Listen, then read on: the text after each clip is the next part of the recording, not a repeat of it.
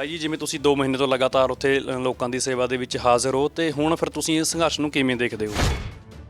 ਪੂਰੇ ਭਾਰਤ ਦੇ ਵਿੱਚ ਲੋਕਾਂ ਨੂੰ ਇਹ ਮਹਿਸੂਸ ਹੋਣ ਲੱਗ ਗਿਆ ਕਿ ਅੱਜ ਜੇ ਅਸੀਂ ਇਹ ਸੰਘਰਸ਼ ਨਾ ਜਿੱਤਿਆ ਤਾਂ ਕੱਲ੍ਹ ਨੂੰ ਇਹ ਜਿਹੜੀਆਂ ਪੂੰਜੀਪਤੀ ਲੋਕ ਹੈ, ਭਾਵੇਂ ਅਡਾਨੀ ਹੈ, ਅੰਬਾਨੀ ਹੈ ਜਾਂ ਅਜਿਹੀਆਂ ਹੋਰ ਇੰਡਸਟਰੀਅਲਿਸਟ ਕਾਰਪੋਰੇਟ ਘਰਾਣੇ ਹੈ, ਤਾਂ ਇਹਨਾਂ ਤੋਂ ਸਾਨੂੰ ਭਿਖਾਰੀਆਂ ਵਾਂਗੋਂ ਜਿਹੜਾ ਅਨਾਜ ਹੈ, ਖਾਣ ਲਈ ਰੋਟੀ ਹੈ, ਉਹ ਵੀ ਮੰਗ ਕੇ ਖਾਣੀ ਪਏਗੀ। ਆਖਰ ਨਫਾ ਕੀ ਹੈ, ਨੁਕਸਾਨ ਕੀ ਹੈ ਬੀਜੇਪੀ ਸਰਕਾਰ ਨੂੰ? ਜੇਕਰ ਬੀਜੇਪੀ ਸਰਕਾਰ ਆਪਣੇ ਇਹਨਾਂ ਫੈਸਲਿਆਂ ਤੋਂ ਪਿੱਛੇ ਮੁੜ ਜਾਂਦੀ ਹੈ, ਕਾਨੂੰਨ ਰੱਦ ਕਰ ਦਿੰਦੀ ਹੈ, ਤਾਂ ਬੀਜੇਪੀ ਦਾ ਇਹਦੇ 'ਚ ਨੁਕਸਾਨ ਕੀ ਹੈ? ਇਹ ਪਹਿਲੀ ਸਰਕਾਰ ਹੈ ਕਿ ਮੋਦੀ ਦੀ ਸਰਕਾਰ ਦੇ ਵਿੱਚ ਹੀ ਭਾਰਤ ਦੇ ਇਹ ਤੁਹਾਡੇ ਹਵਾਈ ਅੱਡੇ ਵਿਕ ਰਹੇ ਹੈ। ਮੋਦੀ ਦੀ ਸਰਕਾਰ ਵਿੱਚ ਰੇਲਵੇ ਵਿਕ ਰਹੀ ਹੈ।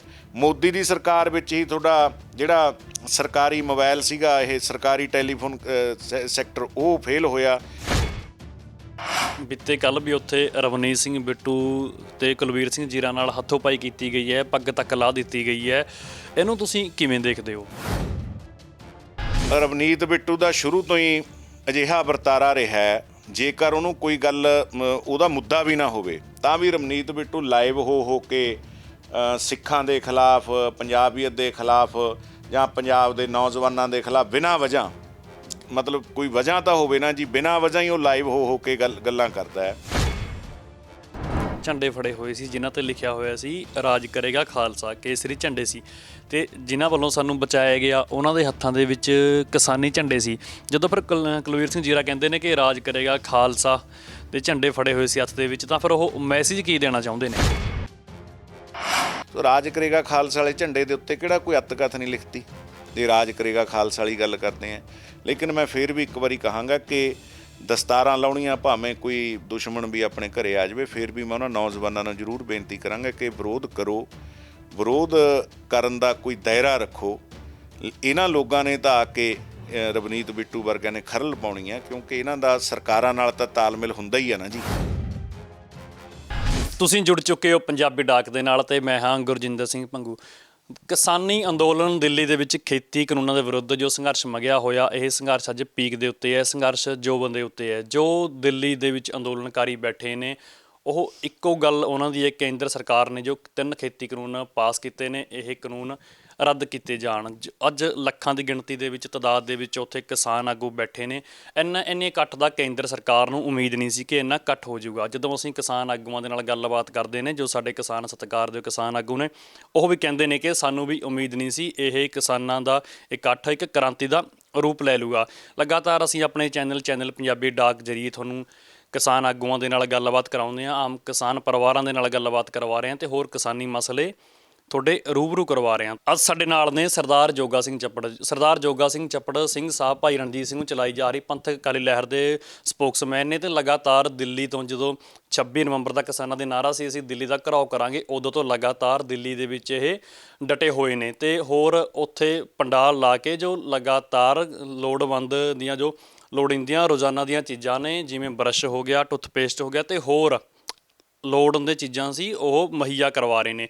ਤੇ ਸਭ ਤੋਂ ਵੱਡੀ ਗੱਲ ਕਿ ਉਹ ਕਿਤਾਬਾਂ ਵੀ ਉੱਥੇ ਆਮ ਪੜ੍ਹਨ ਦੇ ਲਈ ਕਿਹਾ ਜਾਂਦਾ ਕਿ ਵਿਵੇਕਦਾਨ ਮਹਾਦਾਨ, ਉਹਨਾਂ ਕਿਤਾਬਾਂ ਦਾ ਵੀ ਉਹ ਇੱਕ ਲੰਗਰ ਵਰਤਾ ਰਹੇ ਨੇ। ਤੇ ਲਗਾਤਾਰ ਇੱਕ ਸਭ ਤੋਂ ਵੱਡੀ ਗੱਲ ਕਿ ਦੀਪ ਸਿੱਧੂ ਵੱਲੋਂ ਜੋ ਸ਼ੰਭੂ ਮੋਰਚਾ ਲਗਾਇਆ ਗਿਆ ਸੀ, ਜਿੱਥੋਂ ਖੁਦ ਮੁਖਤਿਆਰੀ ਦੀ ਗੱਲ ਨਿਕਲ ਕੇ ਆਈ ਸੀ, ਉਸ ਦੇ ਸਟੇਜ ਸਕੱਤਰ ਤੇ ਮੁੱਖ ਸੰਚਾਲਕ ਰਹੇ ਨੇ ਸਰਦਾਰ ਜੋਗਾ ਸਿੰਘ ਚੱਪੜ। ਤੇ ਸਾਡੇ ਨਾਲ ਅੱਜ ਸਰਦਾਰ ਜੋਗਾ ਸਿੰਘ ਚੱਪੜ ਪਟਿਆਲਾ ਦੇ ਵਿੱਚ ਮੌਜੂਦ ਨੇ। ਇਹਨਾਂ ਨਾਲ ਗੱਲਬਾਤ ਕਰਦੇ ਹਾਂ ਕਿ ਜਾਣਦੇ ਹਾਂ ਦਿੱਲੀ ਦੇ ਬਰੂਹਾਂ ਤੇ ਜੋ ਸੰਘਰਸ਼ ਪੁੱਜਿਆ ਹੋਇਆ, ਇਸ ਸੰਘਰਸ਼ ਦੇ ਵਿੱਚੋਂ ਅੱਗੇ ਨਿਕਲ ਕੇ ਕੀ ਆਊਗਾ। ਕੇਂਦਰ ਸਰਕਾਰ ਜੋ ਅੜੀ ਹੋਈ ਹੈ ਕਿ ਅਸੀਂ ਇਹ ਕਾਨੂੰਨ ਇਹ ਰੱਦ ਨਹੀਂ ਕਰ ਦਿੰਦੇ, ਅਸੀਂ ਸੋਧ ਕਰਨ ਲਈ ਤਿਆਰ ਹਾਂ, ਅਮੈਂਡਮੈਂਟ ਕਰਨ ਲਈ ਤਿਆਰ ਹਾਂ, ਪਰ ਸਾਨੂੰ ਰੱਦ ਕਰਨ ਨੂੰ ਨਾ ਕਹੋ। ਜਿੰਨੀਆਂ ਗੱਲਾਂ ਬਾਤਾਂ ਵਿੱਚੋਂ ਨਿਕਲ ਕੇ ਆਈਆਂ ਨੇ, ਉਹਦੇ ਵਿੱਚੋਂ ਇਹ ਗੱਲ ਸਾਫ਼ ਜ਼ਾਹਰ ਹੁੰਦੀ ਹੈ ਕਿ ਸਰਕਾਰ ਦੇ ਉੱਤੇ ਵੱਡੇ ਪ੍ਰੈਸ਼ਰ ਨੇ, ਵੱਡੇ ਦਬਾਅ ਨੇ, ਜੋ ਇੰਨੀ ਖਲਕਤ, ਇੰਨੀ ਦੁਨੀਆ ਦੇ ਉਹ ਗੱਲ ਨਕਾਰਨ 'ਤੇ ਤੁਲੇ ਹੋਏ ਨੇ। ਜਿੰਨੀਆਂ ਗੱਲਾਂ ਮੁਲਾਕਾਤਾਂ ਹੋਈਆਂ ਸੀ ਕਿਸਾਨ ਆਗੂਆਂ ਦੀ ਤੇ ਕੇਂਦਰ ਸਰਕਾਰ ਦੀਆਂ, ਉਹ ਗੱਲਾਂ ਦੇ ਬਾਤਾਂ ਦੇ ਵਿੱਚੋਂ ਅਖੀਰ ਦੇ ਵਿੱਚ ਗੱਲਬਾਤ ਟੁੱਟ ਚੁੱਕੀ ਹੈ, ਤੇ ਕਿਸਾਨਾਂ ਨੇ ਅੱਗੇ ਵੱਡੇ ਪ੍ਰੋਗਰਾਮ ਦਿੱਤੇ ਹੋਏ ਨੇ। ਤੇ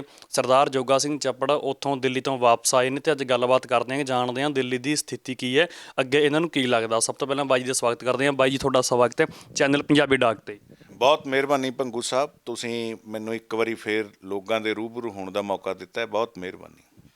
ਬਾਈ ਜੀ, ਜਿਵੇਂ ਤੁਸੀਂ 2 ਮਹੀਨੇ ਤੋਂ ਲਗਾਤਾਰ ਉੱਥੇ ਲੋਕਾਂ ਦੀ ਸੇਵਾ ਦੇ ਵਿੱਚ ਹਾਜ਼ਰ ਹੋ, ਤੇ ਹੁਣ ਫਿਰ ਤੁਸੀਂ ਇਸ ਸੰਘਰਸ਼ ਨੂੰ ਕਿਵੇਂ ਦੇਖਦੇ ਹੋ? ਦੇਖੋ, ਮੈਂ ਇਹ ਦੇਖਦਾ ਹਾਂ ਕਿ ਸੰਘਰਸ਼ ਤਾਂ ਆਪਣੇ ਬਹੁਤ ਉਸ ਪੜਾਅ ਦੇ ਉੱਤੇ ਚਲਿਆ ਗਿਆ ਕਿ ਅੱਜ ਵਰਲਡ ਦੇ ਵਿੱਚ ਅਜਿਹਾ ਸੰਘਰਸ਼ ਕਦੇ ਨਹੀਂ ਹੋਇਆ ਹੋਵੇਗਾ। ਲੇਕਿਨ ਸੰਘਰਸ਼ ਇਸ ਪੜਾਅ ਦੇ ਉੱਤੇ ਗਿਆ ਕਿਉਂ ਹੈ ਕਿ ਅੱਜ ਪੂਰੇ ਭਾਰਤ ਦੇ ਵਿੱਚ ਲੋਕਾਂ ਨੂੰ ਇਹ ਮਹਿਸੂਸ ਹੋਣ ਲੱਗ ਗਿਆ ਕਿ ਅੱਜ ਜੇ ਅਸੀਂ ਇਹ ਸੰਘਰਸ਼ ਨਾ ਜਿੱਤਿਆ ਤਾਂ ਕੱਲ੍ਹ ਨੂੰ ਇਹ ਜਿਹੜੀਆਂ ਪੂੰਜੀਪਤੀ ਲੋਕ ਹੈ, ਭਾਵੇਂ ਅਡਾਨੀ ਹੈ, ਅੰਬਾਨੀ ਹੈ ਜਾਂ ਅਜਿਹੀਆਂ ਹੋਰ ਇੰਡਸਟਰੀਲਿਸਟ ਕਾਰਪੋਰੇਟ ਘਰਾਣੇ ਹੈ, ਤਾਂ ਇਹਨਾਂ ਤੋਂ ਸਾਨੂੰ ਭਿਖਾਰੀਆਂ ਵਾਂਗੋਂ ਜਿਹੜਾ ਅਨਾਜ ਹੈ, ਖਾਣ ਲਈ ਰੋਟੀ ਹੈ, ਉਹ ਵੀ ਮੰਗ ਕੇ ਖਾਣੀ ਪਏਗੀ। ਔਰ ਜਦੋਂ ਮੈਂ ਅੰਕੜੇ ਪੜ੍ਹਦਾ ਤਾਂ ਭਾਰਤ ਵਿੱਚ 39 ਕਰੋੜ 46 ਲੱਖ ਏਕੜ ਜਿਹੜੀ ਖੇਤੀਯੋਗ ਜ਼ਮੀਨ ਹੈ, ਔਰ ਜਿਸ ਵਿੱਚੋਂ ਸਿਰਫ 40% ਸਿੰਚਾਈਯੋਗ ਜ਼ਮੀਨ ਹੈ, ਔਰ 60% ਮਾਰੂ ਗੈਰ ਸਿੰਚਾਈਯੋਗ ਹੈ। ਔਰ ਇੰਨਾ ਕੁਝ ਹੋਣ ਦੇ ਬਾਵਜੂਦ ਵੀ ਭਾਰਤ ਹੈ ਜਿਹੜਾ ਕੁੱਲ ਦੁਨੀਆ ਦੇ ਵਿੱਚ ਦੂਜੇ ਨੰਬਰ ਦੇ ਉੱਤੇ ਖੇਤੀ ਦੇ ਵਿੱਚ ਦੂਜੇ ਨੰਬਰ 'ਤੇ ਆਉਂਦਾ। ਪਹਿਲੇ ਨੰਬਰ 'ਤੇ ਅਮਰੀਕਾ ਆਉਂਦਾ ਹੈ। ਹਾਲਾਂਕਿ ਜੇਕਰ ਖੇਤਰ ਦੇ ਵਿੱਚ ਦੇਖੀਏ ਤਾਂ ਖੇਤਰ ਦੇ ਵਿੱਚ ਹੋਰ ਕੰਟਰੀਆਂ ਬਹੁਤ ਵੱਡੀਆਂ, ਲੇਕਿਨ ਖੇਤੀਬਾੜੀ ਦੇ ਵਿੱਚ ਭਾਰਤ ਦਾ ਦੂਜੇ ਨੰਬਰ 'ਤੇ ਆਉਣਾ ਇੱਕ ਬਹੁਤ ਵੱਡੀ ਗੱਲ ਹੈ। ਜਦੋਂ ਕਿ 60% ਗੈਰ ਸਿੰਚਾਈਯੋਗ ਜ਼ਮੀਨ ਹੋਵੇ, 40% ਸਿੰਚਾਈਯੋਗ ਹੋਵੇ। ਅੱਜ ਐਡੇ ਵੱਡੇ ਖੇਤੀ ਪ੍ਰਧਾਨ ਮੁਲਕ ਦੇ ਉੱਤੇ ਇੱਕ ਐਡਾ ਬੜਾ ਕੁਹਾੜਾ ਮਾਰ ਦੇਣਾ ਅਤੇ ਅਜਿਹੇ ਆਰਡੀਨੈਂਸ, ਅਜਿਹੇ ਬਿੱਲ ਲਿਆ ਦੇਣੇ ਕਿ ਕਾਰਪੋਰੇਟ ਘਰਾਣਿਆਂ ਨੂੰ ਭਾਰਤ ਦੀਆਂ ਜ਼ਮੀਨਾਂ ਦਾ ਇੱਕ ਮਾਲਕ ਬਣਾਉਣ ਵਾਲੀ ਇਹ ਕਾਨੂੰਨ ਹੈ। ਸੋ ਇਸ ਕਰਕੇ ਭਾਰਤ ਦੇ ਖਾਸ ਤੌਰ 'ਤੇ ਪੰਜਾਬ ਦੇ, ਹਰਿਆਣੇ ਦੇ ਲੋਕਾਂ ਨੇ ਕਾਫਲੇ ਬਣਾ ਕੇ ਰਾਜਧਾਨੀ ਦੇ ਵਿੱਚ ਜਿਹੜੇ ਹੱਕ ਮੰਗਣ ਦੇ ਲਈ ਗਏ ਹੈ।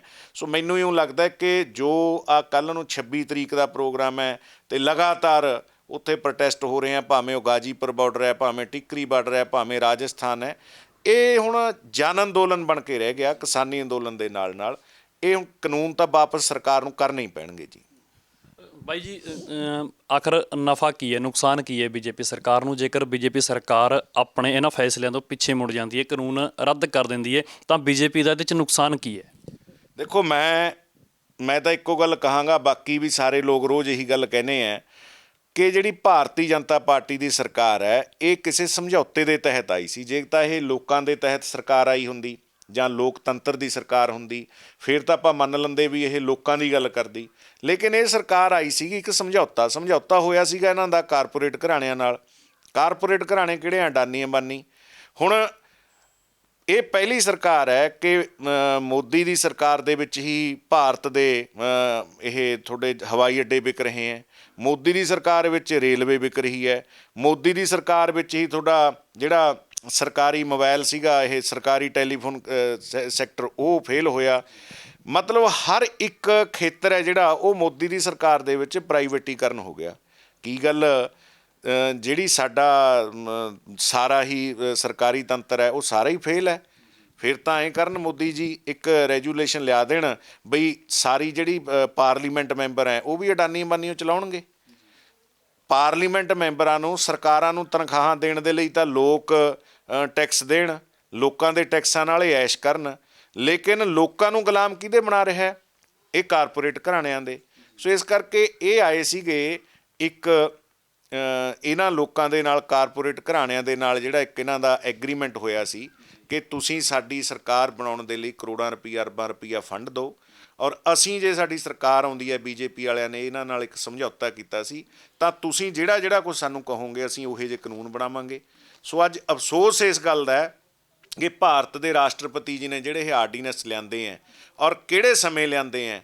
ਇੱਕ ਆਰਡੀਨੈਂਸ ਲਿਆਉਣ ਦਾ ਟਾਈਮ ਹੁੰਦਾ, ਰਾਸ਼ਟਰਪਤੀ ਜੀ ਕੋਲ ਤਾਕਤ ਹੈ ਆਰਡੀਨੈਂਸ ਲਿਆਉਣ ਦੀ, ਲੇਕਿਨ ਲਿਆਉਣਾ ਕਦੋਂ ਹੁੰਦਾ? ਜੇਕਰ ਕੋਈ ਵਿਸ਼ੇਸ਼ ਸਮਾਂ ਹੋਵੇ, ਜੇਕਰ ਉਸ ਵਿਸ਼ੇਸ਼ ਸਮੇਂ ਦੇ ਵਿੱਚ ਉਹਨਾਂ ਨੂੰ ਲੱਗਦਾ ਹੋਵੇ ਕਿ ਦੇਸ਼ ਦੇ ਲਈ ਬੜਾ ਕੋਈ ਭਿਆਨਕ ਸਮਾਂ ਆਉਣ ਵਾਲਾ ਹੈ, ਮੈਨੂੰ ਇਹ ਆਰਡੀਨੈਂਸ ਲਿਆਉਣੇ ਪੈਣਗੇ। ਜੇ ਆਰਡੀਨੈਂਸ ਲਿਆਉਣ ਦੇ ਨਾਲ ਦੇਸ਼ ਬਚਦਾ ਹੋਵੇ, ਦੇਸ਼ ਦਾ ਕੋਈ ਬੜਾ ਵੱਡਾ ਫਾਇਦਾ ਹੁੰਦਾ ਹੋਵੇ, ਫਿਰ ਤਾਂ ਰਾਸ਼ਟਰਪਤੀ ਜੀ ਆਰਡੀਨੈਂਸ ਲਿਆ ਸਕਦੇ ਹੈ।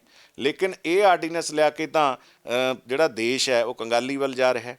ਸੋ ਭਾਰਤ ਦੇ ਰਾਸ਼ਟਰਪਤੀ ਜੀ ਪਹਿਲੇ ਅਜਿਹੇ ਰਾਸ਼ਟਰਪਤੀ ਸਾਬਤ ਹੋਏ ਆ ਜਿਹੜੇ ਕਿ ਪਹਿਲਾਂ ਬੀਜੇਪੀ ਦੀ ਹੀ ਉਹਦੇ ਟਿਕਟਾਂ ਦੇ ਉੱਤੇ ਪਾਰਲੀਮੈਂਟ ਚੋਣਾਂ ਵੀ ਲੜਦੇ ਰਹੇ ਹੈ। ਸੋ ਇਹਨਾਂ ਨੇ ਜਿਹੜੇ ਕਾਨੂੰਨ ਲਿਆਂਦੇ ਹੈ ਬੜੇ ਖਤਰਨਾਕ ਹੈ ਜੀ। ਬਾਈ ਜੀ, ਜਿਵੇਂ ਬੀਤੇ ਕੱਲ੍ਹ ਵੀ ਉੱਥੇ ਰਵਨੀਤ ਸਿੰਘ ਬਿੱਟੂ ਅਤੇ ਕੁਲਵੀਰ ਸਿੰਘ ਜੀਰਾ ਨਾਲ ਹੱਥੋਂ-ਪਾਈ ਕੀਤੀ ਗਈ ਹੈ, ਪੱਗ ਤੱਕ ਲਾ ਦਿੱਤੀ ਗਈ ਹੈ, ਇਹਨੂੰ ਤੁਸੀਂ ਕਿਵੇਂ ਦੇਖਦੇ ਹੋ? ਦੇਖੋ, ਰਵਨੀਤ ਬਿੱਟੂ ਦਾ ਸ਼ੁਰੂ ਤੋਂ ਹੀ ਅਜਿਹਾ ਵਰਤਾਰਾ ਰਿਹਾ ਹੈ, ਜੇਕਰ ਉਹਨੂੰ ਕੋਈ ਗੱਲ ਉਹਦਾ ਮੁੱਦਾ ਵੀ ਨਾ ਹੋਵੇ ਤਾਂ ਵੀ ਰਵਨੀਤ ਬਿੱਟੂ ਲਾਈਵ ਹੋ ਕੇ ਸਿੱਖਾਂ ਦੇ ਖਿਲਾਫ, ਪੰਜਾਬੀਅਤ ਦੇ ਖਿਲਾਫ ਜਾਂ ਪੰਜਾਬ ਦੇ ਨੌਜਵਾਨਾਂ ਦੇ ਖਿਲਾਫ ਬਿਨਾਂ ਵਜ੍ਹਾ, ਮਤਲਬ ਕੋਈ ਵਜ੍ਹਾ ਤਾਂ ਹੋਵੇ ਨਾ ਜੀ, ਬਿਨਾਂ ਵਜ੍ਹਾ ਹੀ ਉਹ ਲਾਈਵ ਹੋ ਕੇ ਗੱਲਾਂ ਕਰਦਾ ਹੈ। ਔਰ ਇਹਦੇ ਵਿੱਚ ਵੀ ਕੋਈ ਅੱਤਕਥਨੀ ਨਹੀਂ, ਕਹਿ ਦੇਣਾ ਚਾਹੀਦਾ ਕਿ ਜਦੋਂ ਬੇਅੰਤ ਸਿੰਘ ਪੰਜਾਬ ਦੇ ਮੁੱਖ ਮੰਤਰੀ ਬਣੇ, ਉਹਦੇ ਜਿਹੜੇ ਹਾਲਾਤ ਸੀਗੇ, MLA ਕੋਈ 2000 ਵੋਟ ਲੈ ਗਿਆ, ਕੋਈ 5000 ਲੈ ਗਿਆ, ਕੋਈ ਲੋਕਤੰਤਰ ਨਾਲ ਤਾਂ ਉਹ ਮੁੱਖ ਮੰਤਰੀ ਬਣਿਆ ਨਹੀਂ ਸੀ। ਸੋ ਬੇਅੰਤ ਸਿੰਘ ਦੀ ਸਰਕਾਰ ਦੇ ਵਿੱਚ ਜੋ ਪੰਜਾਬ ਦੇ ਵਿੱਚ ਖੂਨ ਦੀਆਂ ਹੋਲੀਆਂ ਖੇਡੀਆਂ ਗਈਆਂ, ਜੋ ਪੰਜਾਬ ਦੇ ਨੌਜਵਾਨਾਂ ਨੂੰ ਚੁਣ ਚੁਣ ਕੇ ਮਾਰਿਆ ਗਿਆ, ਉਹ ਰੋਹ ਤੇ ਗੁੱਸਾ ਅੱਜ ਵੀ ਲੋਕਾਂ ਦੇ ਜ਼ਖਮ ਅੱਲੇ ਹੈ। ਔਰ ਉਹਨਾਂ ਜ਼ਖਮਾਂ ਨੂੰ ਅਚੇੜਦਾ ਰਵਨੀਤ ਸਿੰਘ ਬਿੱਟੂ, ਅੱਜ ਵੀ ਅਚੇੜਦਾ। ਲੇਕਿਨ ਮੈਨੂੰ ਅਫਸੋਸ ਇਸ ਗੱਲ ਦਾ, ਅਫਸੋਸ ਤੇ ਚਲੋ ਰਵਨੀਤ ਬਿੱਟੂ ਦਾ ਤਾਂ ਉਹਨਾਂ ਦੇ ਤਾਂ ਖਾਨਦਾਨ ਦੀ ਉਹ ਇਹ ਕਹਿ ਸਕਦੇ ਹਾਂ, ਲੇਕਿਨ ਅਫਸੋਸ ਇਸ ਗੱਲ ਦਾ ਕਿ ਜਿਹੜਾ ਕੁਲਵੀਰ ਸਿੰਘ ਜੀਰਾ ਹੈ, ਇਹਨਾਂ ਦਾ ਪਰਿਵਾਰ ਬੜਾ ਗੁਰਸਿੱਖ ਹੈ। ਸਰਦਾਰ ਇੰਦਰਜੀਤ ਸਿੰਘ ਜੀਰੇ ਉਹਨੀ ਬੜੇ ਗੁਰਸਿੱਖ ਇਹਨਾਂ ਦੇ ਪਿਤਾ ਜੀ। ਕੁਲਵੀਰ ਜੀਰੇ ਵੱਲੋਂ ਰਵਨੀਤ ਬਿੱਟੂ ਦੀ ਪੈਰਵੀ ਕਰਨੀ ਇਹ ਜ਼ਰੂਰ ਚਿੰਤਾ ਦਾ ਵਿਸ਼ਾ ਹੈ ਕਿ ਇੱਕ MLA-ਸ਼ਿਪ ਲਈ ਤੁਸੀਂ ਇੱਦਾਂ ਗੁਲਾਮੀਆਂ ਕਰੀ ਜਾਓ, ਇਹ ਕੋਈ ਚੰਗੀ ਗੱਲ ਨਹੀਂ। MLA-ਸ਼ਿਪਾਂ ਮਿਲਦੀਆਂ ਰਹਿਣੀਆਂ, ਜਾਂਦੀਆਂ ਰਹਿਣੀਆਂ, ਆਉਂਦੀਆਂ ਰਹਿਣੀਆਂ। ਮੈਨੂੰ ਸਭ ਤੋਂ ਪਹਿਲਾਂ ਕੁਲਵੀਰ ਸਿੰਘ ਜੀਰੇ ਦੀ ਉਦੋਂ ਬੜੀ ਹੈਰਾਨਗੀ ਹੋਈ ਸੀ ਜਦੋਂ ਇੰਦਰਾ ਗਾਂਧੀ ਦੀ ਫੋਟੋ ਦੇ ਮੂਹਰੇ ਫੁੱਲ ਪਾ ਕੇ ਉਹਨਾਂ ਦੇ ਜਨਮ ਦਿਨ ਮਨਾ ਰਿਹਾ ਸੀ। ਸੋ ਇਸ ਕਰਕੇ ਠੀਕ ਹੈ, ਜਨ ਸੰਸਦ ਸੱਦੀ ਹੈ, ਜਨ ਸੰਸਦ ਸੱਦਣੀ ਚਾਹੀਦੀ ਹੈ, ਮੈਂ ਉਹਦੇ ਹੱਕ 'ਚ ਹਾਂ। ਪਰੰਤੂ ਬਾਕੀ MPਆਂ ਨੂੰ ਨਾ ਕਿਸੇ ਨੇ ਕੁਛ ਕਹਿਤਾ। ਉੱਥੇ ਔਜਲਾ ਵੀ ਗਿਆ, ਉੱਥੇ ਹੋਰ ਵੀ ਗਿਆ। ਕੱਲ੍ਹ ਸੁਖਪਾਲ ਖਹਿਰੇ ਹੋਣੀ ਜਾਂ ਉਹਨਾਂ ਦੇ ਨਾਲ ਆਪਣਾ ਮੌੜ ਸਾਹਿਬ ਹੋਣੀ, ਕੰਵਰ ਸੰਧੂ ਜੀ, ਚੰਗੇ ਆਚਰਣ ਵਾਲੇ MLA MP ਵੀ ਜਾ ਰਹੇ ਆ, ਉਹਨਾਂ ਨੂੰ ਨਾ ਕਿਸੇ ਨੇ ਕਹਿਤਾ। ਇਕੱਲੇ ਰਵਨੀਤ ਬਿੱਟੂ 'ਤੇ ਹੀ ਕਿਉਂ ਹਮਲਾ ਹੋਇਆ? ਜੇ ਹੁਣ ਦੇਖੋ ਰਵਨੀਤ ਬਿੱਟੂ ਨੇ ਕੁਛ ਨਾ ਕੁਛ ਅਜਿਹੀ ਗੱਲ ਕਹੀ ਹੋਏਗੀ ਨਾ ਜੀ, ਜਦੋਂ ਤੁਸੀਂ ਕਿਸੇ ਦੀਆਂ ਪੱਗਾਂ ਦੇ ਬਾਰੇ ਕਹਿੰਦੇ ਆ, ਪੱਗਾਂ ਲਹਾਉਣੇ ਆ, ਤਾਂ ਲੋਕਾਂ ਦਾ ਗੁੱਸਾ ਤਾਂ ਜ਼ਰੂਰ ਵਧੇਗਾ ਜੀ। ਤੇ ਕੁਲਵੀਰ ਸਿੰਘ ਜੀਰਾ ਦਾ ਕਹਿਣਾ ਸੀ ਕਿ ਜਿਨ੍ਹਾਂ ਨੇ ਸਾਡੇ ਤੇ ਹਮਲਾ ਕੀਤਾ, ਉਹਨਾਂ ਦੇ ਹੱਥਾਂ ਦੇ ਵਿੱਚ ਝੰਡੇ ਫੜੇ ਹੋਏ ਸੀ ਜਿਨ੍ਹਾਂ ਤੇ ਲਿਖਿਆ ਹੋਇਆ ਸੀ ਰਾਜ ਕਰੇਗਾ ਖਾਲਸਾ, ਕੇਸਰੀ ਝੰਡੇ ਸੀ। ਤੇ ਜਿਨ੍ਹਾਂ ਵੱਲੋਂ ਸਾਨੂੰ ਬਚਾਇਆ ਗਿਆ ਉਹਨਾਂ ਦੇ ਹੱਥਾਂ ਦੇ ਵਿੱਚ ਕਿਸਾਨੀ ਝੰਡੇ ਸੀ। ਜਦੋਂ ਫਿਰ ਕੁਲਵੀਰ ਸਿੰਘ ਜੀਰਾ ਕਹਿੰਦੇ ਨੇ ਕਿ ਰਾਜ ਕਰੇਗਾ ਖਾਲਸਾ ਦੇ ਝੰਡੇ ਫੜੇ ਹੋਏ ਸੀ ਹੱਥ ਦੇ ਵਿੱਚ, ਤਾਂ ਫਿਰ ਉਹ ਮੈਸੇਜ ਕੀ ਦੇਣਾ ਚਾਹੁੰਦੇ ਨੇ? ਮੈਂ ਇੱਕ ਵਾਰੀ ਫੇਰ ਜੀਰਾ ਸਾਹਿਬ ਨੂੰ ਕਹਿਣਾ ਹੈ ਕਿ MLA ਬੰਦਾ ਬਣਦਾ ਹੈ, ਚਲਿਆ ਜਾਂਦਾ ਹੈ, ਲੇਕਿਨ ਰਾਜ ਕਰੇਗਾ ਖਾਲਸਾ, ਆਕੀ ਰਹਿ ਨਾ ਕੋਏ, ਖੁਆਰ ਹੋਏ ਸਭ ਮਿਲेंगे, ਬੱਚੇ ਸ਼ਰਨਜੋਸ਼। ਇਹ ਤਾਂ ਆਪਾਂ ਹਰ ਰੋਜ਼ ਗੁਰਦੁਆਰਾ ਸਾਹਿਬਾਨ ਦੇ ਵਿੱਚ ਵੀ ਪੜ੍ਹਦੇ ਹਾਂ ਦੋਹਰਾ, ਅਤੇ ਇਹ ਦੋਹਰਾ ਕੁਲਵੀਰ ਸਿੰਘ ਜੀਰੇ ਨੂੰ ਵੀ ਪੜ੍ਹਦੇ ਹਾਂ ਜਦੋਂ ਭੋਗਾਂ ਅਤੇ ਅਰਦਾਸਾਂ ਦੇ ਵਿੱਚ ਖੜ੍ਹਦੇ ਹਾਂ। ਸੋ ਰਾਜ ਕਰੇਗਾ ਖਾਲਸਾ ਵਾਲੇ ਝੰਡੇ ਦੇ ਉੱਤੇ ਕਿਹੜਾ ਕੋਈ ਅੱਤਕਥ ਨਹੀਂ ਲਿਖਤੀ ਜੇ ਰਾਜ ਕਰੇਗਾ ਖਾਲਸਾ ਵਾਲੀ ਗੱਲ ਕਰਦੇ ਹਾਂ। ਲੇਕਿਨ ਮੈਂ ਫਿਰ ਵੀ ਇੱਕ ਵਾਰੀ ਕਹਾਂਗਾ ਕਿ ਦਸਤਾਰਾਂ ਲਾਉਣੀਆਂ ਭਾਵੇਂ ਕੋਈ ਦੁਸ਼ਮਣ ਵੀ ਆਪਣੇ ਘਰੇ ਆ ਜਾਵੇ, ਫਿਰ ਵੀ ਮੈਂ ਉਹਨਾਂ ਨੌਜਵਾਨਾਂ ਨੂੰ ਜ਼ਰੂਰ ਬੇਨਤੀ ਕਰਾਂਗਾ ਕਿ ਵਿਰੋਧ ਕਰੋ, ਵਿਰੋਧ ਕਰਨ ਦਾ ਕੋਈ ਦਾਇਰਾ ਰੱਖੋ। ਇਹਨਾਂ ਲੋਕਾਂ ਨੇ ਤਾਂ ਆ ਕੇ ਰਵਨੀਤ ਬਿੱਟੂ ਵਰਗਿਆਂ ਨੇ ਖਰਲ ਪਾਉਣੀ ਹੈ, ਕਿਉਂਕਿ ਇਹਨਾਂ ਦਾ ਸਰਕਾਰਾਂ ਨਾਲ ਤਾਂ ਤਾਲਮੇਲ ਹੁੰਦਾ ਹੀ ਆ ਨਾ ਜੀ। ਜੇ ਇਹਨਾਂ ਲੋਕਾਂ ਦਾ ਸਰਕਾਰਾਂ ਦੇ ਨਾਲ ਤਾਲਮੇਲ ਨਾ ਹੋਵੇ ਤਾਂ ਇਹਨਾਂ ਲੋਕਾਂ ਨੂੰ Z+ ਸਿਕਿਉਰਟੀਆਂ ਕਿਵੇਂ ਮਿਲਣ? ਇਹ ਵੀ ਤਾਂ ਇੱਕ MPO ਹੈ, ਹੋਰ ਵੀ MP ਹੈ, ਇਹਨਾਂ ਨੂੰ ਕਿਸ ਵਜ੍ਹਾ ਕਰਕੇ Z+ ਮਿਲਦੀਆਂ, ਸੋ ਇਹਨਾਂ ਨੇ ਉਹ ਵੀ ਲੈਣੀਆਂ ਹੁੰਦੀਆਂ। ਜੇ ਅਜਿਹੇ ਹਾਲਾਤ ਬਣਾਉਣਗੇ ਤਾਂ ਹੀ ਇਹਨਾਂ ਨੂੰ ਸਿਕਿਉਰਟੀਆਂ ਮਿਲਣਗੀਆਂ। ਮੇਰੀ ਪੰਜਾਬ ਦੇ ਨੌਜਵਾਨਾਂ ਨੂੰ ਬੇਨਤੀ ਹੈ ਕਿ ਅੱਜ ਸਮਾਂ ਕਰਵਟ ਲੈ ਰਿਹਾ, ਇਹਨਾਂ ਕਰਪਟ ਸਿਆਸੀ ਘਰਾਣਿਆਂ ਤੋਂ ਪੰਜਾਬ ਮੁਕਤੀ ਭਾਲਦਾ। ਤੁਸੀਂ ਨੌਜਵਾਨ ਹੋ, ਤੁਸੀਂ ਪੰਜਾਬ ਦੀ ਅਗਵਾਈ ਕਰੋ, ਤੁਸੀਂ ਅੱਗੇ ਆ ਕੇ ਪੰਜਾਬ ਦੀ ਸਿਆਸੀ ਫਿਜ਼ਾ ਨੂੰ ਬਦਲੋ। ਸੋ ਲੜਾਈ ਝਗੜਿਆਂ ਤੋਂ ਪਰੇ ਹੋ ਕੇ ਤੁਸੀਂ ਇਹਨਾਂ ਲੋਕਾਂ ਦਾ ਸਿਆਸੀ ਤੌਰ 'ਤੇ ਬਾਈਕਾਟ ਕਰੋ। ਲੜਾਈਆਂ ਝਗੜਿਆਂ ਨੂੰ ਫਿਰ ਵੀ ਤੁਸੀਂ ਪਰੇ ਹੋ ਕੇ ਰੱਖੋ, ਇਹਨਾਂ ਲੋਕਾਂ ਦੇ ਮੂੰਹ ਨਾ ਲੱਗੋ। ਜਿਵੇਂ ਬਾਈ ਜੀ ਤੁਸੀਂ ਜਦੋਂ ਦੀਪ ਸਿੱਧੂ ਵੱਲੋਂ ਸ਼ੰਭੂ ਮੋਰਚਾ ਲਾਇਆ ਗਿਆ ਸੀ, ਖੁਦ ਮੁਖਤਿਆਰੀ ਦੀ ਗੱਲ ਚੱਲਦੀ ਸੀ ਉੱਥੋਂ, ਜਦੋਂ ਫਿਰ 26 ਨਵੰਬਰ ਤੱਕ ਕਿਸਾਨਾਂ ਦਾ ਨਾਅਰਾ ਸੀਗੇ ਦਿੱਲੀ ਚੱਲ ਕੇ ਦਿੱਲੀ ਦਾ ਘਿਰਾਓ ਕਰਾਂਗੇ ਅਤੇ ਦਿੱਲੀ ਸੰਘਰਸ਼ ਵਿੱਢਾਂਗੇ, ਤੁਸੀਂ ਵੀ ਆਪਣਾ ਲਾਮ ਲਸ਼ਕਰ ਸਾਹਿਬ ਜਿੰਨਾ ਸ਼ੰਭੂ ਮੋਰਚਾ ਸੀ ਦਿੱਲੀ ਉਹ ਸ਼ਿਫਟ ਕਰ ਲਿਆ ਸੀ। ਅਤੇ ਬੀਤੇ ਕੱਲ੍ਹ ਰਾਜੇਵਾਲ ਵੱਲੋਂ, ਬਲਵੀਰ ਸਿੰਘ ਰਾਜੇਵਾਲ ਵੱਲੋਂ ਇਹ ਕਹਿਣਾ ਕਿ ਵੀ ਦੀਪ ਸਿੱਧੂ ਦੀ 0 ਕੰਟਰੀਬਿਊਸ਼ਨ ਹੈ ਇਸ ਅੰਦੋਲਨ ਦੇ ਵਿੱਚ। ਫਿਰ ਉਹ ਰਾਜੇਵਾਲ ਦਾ ਜੋ ਉਹ ਬਿਆਨ ਹੈ, ਰਾਜੇਵਾਲ ਕੀ ਸਭ ਸੋਚ ਕੇ ਉਹ ਬਿਆਨ ਦਿੰਦੇ ਨੇ ਅਤੇ ਕਿਵੇਂ ਦੇਖਦੇ ਨੇ? ਪੰਜਾਬ ਵਿੱਚ ਗੁਰਜਿੰਦਰ ਜੀ 42 ਲੱਖ ਹੈਕਟੇਅਰ ਖੇਤੀਯੋਗ ਜ਼ਮੀਨ ਹੈ। ਜੇ ਆਪਾਂ ਏਕੜਾਂ ਵਿੱਚ ਨਾਪੀਏ ਤਾਂ 97,26,315 ਏਕੜ ਬਣਦੀ ਹੈ। ਇਸ ਜ਼ਮੀਨ ਨੂੰ ਬਚਾਉਣ ਦੇ ਲਈ, ਇਸ ਜ਼ਮੀਨ ਦੇ ਲਈ ਸੰਘਰਸ਼ ਕਰਨ ਦੇ ਲਈ ਆਪਾਂ ਸਾਰਿਆਂ ਨੇ ਇਕੱਠੇ ਹੋ ਕੇ ਮੋਰਚੇ ਲਾਏ ਹੈ, ਜਿਹਦੇ ਵਿੱਚ ਇੱਕ ਸ਼ੰਭੂ ਮੋਰਚਾ ਵੀ ਸੀ। ਅਤੇ ਸ਼ੰਭੂ ਮੋਰਚੇ ਦੇ ਵਿੱਚ ਦੀਪ ਸਿੱਧੂ ਦੇ ਨਾਲ ਅਸੀਂ ਸਾਰਿਆਂ ਨੇ ਬੜਾ ਵੱਡਾ ਰੋਲ ਅਦਾ ਕੀਤਾ। ਸਰਦਾਰ ਬਲਵੀਰ ਸਿੰਘ ਜੀ ਰਾਜੇਵਾਲ ਬੜੇ ਚੰਗੇ ਅਤੇ ਸਿਆਣੇ ਆਗੂ ਹੈ, ਅਸੀਂ ਉਹਨਾਂ ਦਾ ਅੱਜ ਵੀ ਸਤਿਕਾਰ ਕਰਦੇ ਹਾਂ। ਚਲੋ ਮੈਂ ਉਹਨਾਂ ਦੀ ਗੱਲ ਮੰਨ ਲੈਂਦਾ ਵੀ ਦੀਪ ਸਿੱਧੂ ਦਾ ਜ਼ੀਰੋ ਯੋਗਦਾਨ ਹੈ, ਪਰ ਫਿਰ ਇਹ ਵੀ ਦੱਸ ਦੇਣਾ ਜਮੇਰ ਸਿੰਘ ਲੱਖੋਵਾਲ ਦਾ ਕੀ ਯੋਗਦਾਨ ਹੈ। ਮੇਰੀ ਗੱਲ ਦਾ ਕੋਈ ਬੁਰਾ ਨਾ ਮਨਾਇਓ, ਮੈਂ ਤਾਂ ਅੱਜ ਤੱਕ ਕਿਸੇ ਕਿਸਾਨ ਆਗੂ ਦੇ ਖਿਲਾਫ ਨਹੀਂ ਬੋਲਦਾ, ਪਰ ਮੈਂ ਅਜਮੇਰ ਸਿੰਘ ਲੱਖੋਵਾਲ ਦੇ ਪਹਿਲਾਂ ਵੀ ਖਿਲਾਫ ਬੋਲਦਾ ਹਾਂ, ਬੋਲਦਾ ਰਹਾਂਗਾ। ਕਿ ਬਾਦਲਾਂ ਤੋਂ ਚੇਅਰਮੈਨੀਆਂ ਲੈ ਕੇ ਅੱਜ ਉਹ ਕਿਸਾਨ ਆਗੂ ਅਜਮੇਰ ਸਿੰਘ ਲੱਖੋਵਾਲ ਦੇ ਮੁੰਡੇ ਨੂੰ ਰੋਜ਼ ਸਟੇਜਾਂ 'ਤੇ ਬਿਠਾਉਂਦੇ ਹੋ, ਉਹ ਤੋਂ ਪ੍ਰਧਾਨਗੀਆਂ ਕਰਾਉਂਦੇ ਹੋ। 5.5-6 ਕਰੋੜ ਰੁਪਈਆ ਉਹ ਲੋਕਾਂ ਦੇ ਟੈਕਸ ਦਾ ਆਪਣੀ ਗੱਡੀ ਦੇ ਵਿੱਚ ਬਤੌਰ ਚੇਅਰਮੈਨੀਆਂ ਫੂਕ ਗਿਆ। ਅੱਜ ਫੇਰ ਉਹ ਪ੍ਰਧਾਨਗੀ ਕਰਦਾ ਤੁਹਾਡੇ ਨਾਲ। ਦੀਪ ਸਿੱਧੂ ਦਾ ਯੋਗਦਾਨ ਚਲੋ ਜ਼ੀਰੋ ਲਾ ਲਓ, ਪਰ ਦੀਪ ਸਿੱਧੂ ਨੇ ਪੰਜਾਬ ਦੇ ਲੋਕਾਂ ਦੇ ਟੈਕਸ ਦੇ ਪੈਸੇ ਤਾਂ ਨਹੀਂ ਫੂਕੇ। ਮੈਂ ਇਸ ਕਰਕੇ ਰਾਜੇਵਾਲ ਸਾਹਿਬ ਦਾ ਦਿਲੋਂ ਸਤਿਕਾਰ ਕਰਦਾ ਰਹਾਂਗਾ, ਪਰ ਨਾਲ ਇਹ ਕੁਐਸਚਨ ਮਾਰਕ ਤੇ ਗੱਲਾਂ ਵੀ ਖੜੀਆਂ ਹੁੰਦੀਆਂ ਵੀ ਅਸੀਂ ਤਾਂ ਮੰਨਦੇ ਹਾਂ ਚਲੋ ਸਾਡਾ ਸਾਰਿਆਂ ਦਾ ਜ਼ੀਰੋ ਯੋਗਦਾਨ ਹੈ, ਪਰ ਅਸੀਂ ਅਜਮੇਰ ਸਿੰਘ ਲੱਖੋਵਾਲ ਵਰਗੇ ਵੀ ਨਹੀਂ ਹੈਗੇ, ਅਸੀਂ ਉਹਨਾਂ ਨਾਲੋਂ ਤਾਂ ਚੰਗੇ ਆ ਨਾ ਜੀ। ਜੇ ਅਸੀਂ ਹੋਰਾਂ ਦੇ ਅੱਜ ਦੇਖੋ ਇਹ ਅੰਦੋਲਨ ਹੈ ਜਿਹੜਾ ਇਹ ਬਹੁਤ ਉੱਤੇ ਚਲਿਆ ਗਿਆ। ਅਸੀਂ ਕੋਈ ਦੀਪ ਸਿੱਧੂ ਦੇ, ਮੈਂ ਦੀਪ ਸਿੱਧੂ ਨੂੰ ਵੀ ਨਹੀਂ ਉਹ ਕਰਦਾ, ਮੈਂ ਤਾਂ ਜਿੱਥੇ ਦੀਪ ਸਿੱਧੂ ਦੀਆਂ ਗਲਤੀਆਂ ਹੁੰਦੀਆਂ ਉਹਨੂੰ ਵੀ ਐਨ ਕਹਿ ਦਿੰਦਾ ਵੀ ਇੱਥੇ ਤੇਰੀਆਂ ਗਲਤੀਆਂ, ਕਿਸਾਨ ਆਗੂਆਂ ਦੇ ਨਹੀਂ ਖਿਲਾਫ ਬੋਲਣਾ। ਆਪਾਂ ਨੇ ਇਸ ਅੰਦੋਲਨ ਨੂੰ ਅੱਗੇ ਲੈ ਕੇ ਜਾਣਾ ਹੈ, ਕਿਉਂਕਿ ਕਿਸਾਨ ਆਗੂਆਂ ਦਾ ਲੰਬਾ ਸਮਾਂ ਲੰਬਾ ਸਫ਼ਰ ਹੈ, ਕਿਉਂਕਿ ਉਹ ਸਿਆਣੇ ਹੈ, ਸਿਆਣਿਆਂ ਦੇ ਨਾਲ ਆਪਾਂ ਨੂੰ ਚੱਲਣਾ ਪਵੇਗਾ। ਸੋ ਇਸ ਕਰਕੇ ਰਾਜੇਵਾਲ ਸਾਹਿਬ ਨੂੰ ਚਾਹੀਦਾ ਅੱਜ ਹਰੇਕ ਨੂੰ ਗਲਵੱਕੜੀ ਦੇ ਵਿੱਚ ਲੈਣ, ਕੋਈ ਨਿਹੰਗਾਂ ਦੇ ਖਿਲਾਫ ਨਾ ਬੋਲਣ, ਕੋਈ ਕਿਸੇ ਹੋਰ ਦੇ ਖਿਲਾਫ ਨਾ ਬੋਲਣ। ਉਹਨਾਂ ਵੱਲ ਲੋਕ ਤੱਕਦੇ ਆ, ਉਹਨਾਂ ਦਾ ਬੋਲਿਆ ਹੋਇਆ ਅਲਫਾਜ਼ ਉਹ ਹਰ ਇੱਕ ਬੰਦੇ ਨੂੰ, ਹਰ ਇੱਕ ਬੰਦਾ ਪੰਜਾਬ ਦਾ ਵਰਲਡ ਦੇ ਵਿੱਚ ਬੈਠਾ ਦੇਖਦਾ। ਸੋ ਅੱਜ ਜੇ ਟਿੱਕਰੀ ਬਾਰਡਰ 'ਤੇ ਜਾਈਏ ਤਾਂ ਬੜੇ ਨੌਜਵਾਨ ਮਿਲਦੇ ਆ ਕਿ ਸਾਨੂੰ ਸ਼ੰਭੂ ਮੋਰਚੇ ਨੇ ਬਹੁਤ ਤਾਕਤ ਦਿੱਤੀ ਹੈ ਜੀ, ਅਸੀਂ ਇਹ ਜਿਹੜੀਆਂ ਰੁਕਾਵਟਾਂ ਸੀਗੀਆਂ ਉਹ ਤੋੜੀਆਂ। ਸੋ ਇਸ ਕਰਕੇ ਅਸੀਂ ਤਾਂ ਭਾਵੇਂ ਉਗਰਾਹਾਂ ਸਾਹਿਬ ਹੋਣ, ਭਾਵੇਂ ਰਾਜੇਵਾਲ ਸਾਹਿਬ ਹੋਣ, ਭਾਵੇਂ ਉਹ ਸਾਨੂੰ ਲੱਖ ਗਾਲਾਂ ਵੀ ਕੱਢੀ ਜਾਣਾ, ਅਸੀਂ ਤਾਂ ਵੀ ਸਤਿਕਾਰ ਕਰਦੇ ਹਾਂ। ਬਜ਼ੁਰਗ ਹੈ ਜੀ, ਬਜ਼ੁਰਗ ਗਾਲਾਂ ਵੀ ਕੱਢ ਲੈਂਦੇ ਹਾਂ, ਅਸੀਂ ਉਹਨਾਂ ਤੋਂ ਬਹੁਤ ਕੁਝ ਸਿੱਖਣਾ ਹੈ ਸਮਾਜ ਦੇ ਵਿੱਚ ਅੱਗੇ ਵਿਚਰਨ ਦੇ ਲਈ। ਬਾਈ ਜੀ, ਜੋ ਦਿੱਲੀ ਅੰਦੋਲਨ ਹੈ ਇਹ ਜਦੋਂ ਸੰਘਰਸ਼ਾਂ ਤੋਂ ਬਾਅਦ ਪੰਜਾਬ ਦੇ ਵਿੱਚ ਪਰਤੂਗਾ ਤਾਂ ਪੰਜਾਬ ਦੀ ਸਿਆਸੀ ਫਿਜ਼ਾ ਨੂੰ ਬਦਲਣ ਦੇ ਲਈ ਕਿੰਨੀ ਕੁ ਤਾਕਤ ਰੱਖਦਾ? ਕਿਉਂਕਿ ਕਿਹਾ ਜਾਂਦਾ ਕਿ ਨਵੇਂ ਚਿਹਰੇ ਵੀ ਸਿਆਸਤ ਸੰਬੰਧੀ ਇਸ ਦੇ ਵਿੱਚੋਂ ਨਿਕਲ ਕੇ ਆਉਣਗੇ। ਆਮ ਜਨਤਾ ਦੇਖਦੀ ਹੈ, ਲੱਖਾ ਸਦਾਣਾ ਹੋ ਗਿਆ, ਦੀਪ ਸਿੱਧੂ ਹੋ ਗਿਆ, ਅਤੇ ਦੂਜਾ ਸਿਆਸੀ ਨੇਤਾਵਾਂ ਦੀ ਵਿਰੋਧਤਾ ਹੋ ਗਈ ਜਿਵੇਂ ਕੁਲਵੀਰ ਜ਼ੀਰਾ, ਰਵਨੀਤ ਬਿੱਟੂ। ਤਾਂ ਫਿਰ ਕਿਤੇ ਨਾ ਕਿਤੇ ਪੰਜਾਬ ਦੀ ਸਿਆਸੀ ਹਵਾ ਬਦਲਣ ਦੀ ਤਾਕਤ ਰੱਖਦਾ ਇਹ ਅੰਦੋਲਨ?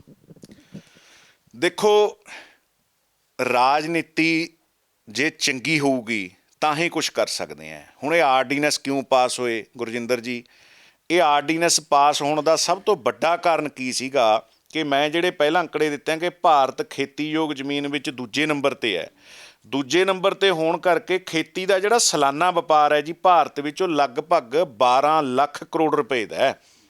12 ਲੱਖ ਕਰੋੜ ਰੁਪਏ ਦਾ ਕਾਰੋਬਾਰ ਹੋਣ ਕਰਕੇ ਭਾਵੇਂ 40% ਜ਼ਮੀਨ ਪਾਣੀਯੋਗ ਹੈ, 60% ਨੂੰ ਪਾਣੀ ਨਹੀਂ ਲੱਗਦਾ, ਫਿਰ ਵੀ 12 ਲੱਖ ਕਰੋੜ ਦਾ ਕਾਰੋਬਾਰ ਭਾਰਤ ਦੇ ਵਿੱਚ ਖੇਤੀ ਦਾ ਹੁੰਦਾ ਹੈ।